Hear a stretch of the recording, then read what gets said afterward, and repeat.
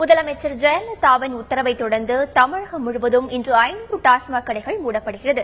சென்னையில் மூடப்பட்ட டாஸ்மாக் கடைகளில் காலி செய்யப்பட்டு வருகிறது. இதுகுறித்து கூடுதல் விவரங்களை தருகிறார் செய்தியாளர் கோகுல்.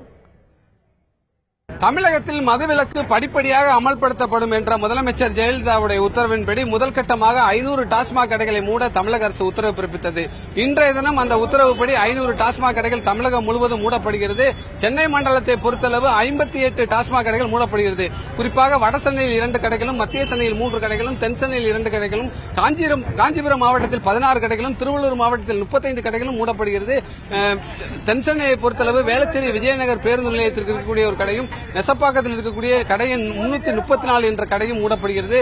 அதேபோல இந்த கடைகள் எப்படியெல்லாம் மூடப்படுகிறது, எந்த அடிப்படையில் மூடப்படுகிறது என்று டாஸ்மாக் அதிகாரிகளிடம் கேட்டபோது, அதாவது பொதுமக்கள் இந்த டாஸ்மாக் கடைகள் குறித்து புகார்கள் ஏற்கனவே அளித்திருப்பதாகவும், அதேபோல பள்ளிகள் மற்றும் கோயில்களுக்கு அருகாமல் இருக்கக்கூடிய கடைகள் குறித்தும் ஏற்கனவே பொதுமக்கள் அளித்த புகாரின் அடிப்படையில் மாவட்ட ஆட்சியரும் மாவட்ட காவல் கண்காணிப்பாளர்களும் ஒரு பரிந்துரை அளித்துள்ளனர்.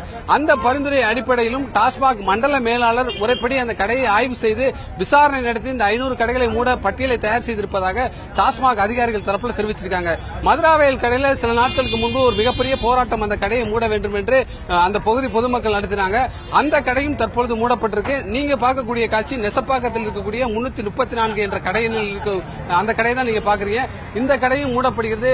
நேரடியாக டாஸ்மாக் கிடங்குடைய மேலாளராக இருக்கக்கூடிய தனலட்சுமி தலைமையில தான் அந்த குழுவினர் வந்து தற்பொழுது 12 மணி அளவில் இந்த கடையை திறந்து கடையில் இருக்கக்கூடிய சரக்குகளை முறையாக ஆய்வு செய்து கிடங்குக்கு எடுத்துச் செல்லக்கூடிய காட்சிகள் தான் பாக்குறீங்க.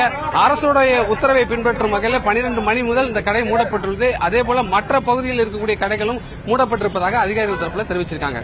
தந்தி செய்திகளுக்காக ஒளிப்பதிவாளர் மணியுடன் செய்தியாளர் கோகுல்.